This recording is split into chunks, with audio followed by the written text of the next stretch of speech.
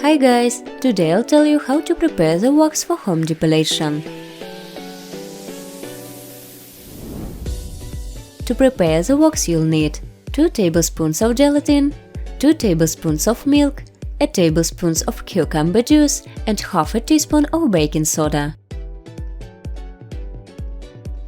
Mix all the ingredients.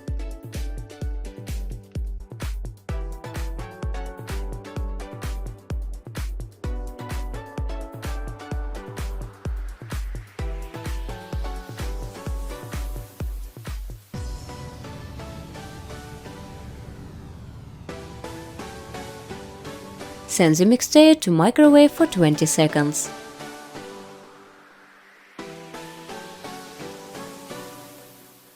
Using a brush, apply a thin layer of the mask on the problem areas and leave to dry completely.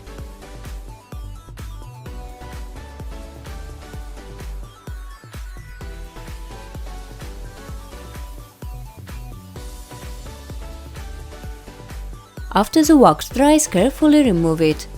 Repeat this procedure once a week regularly.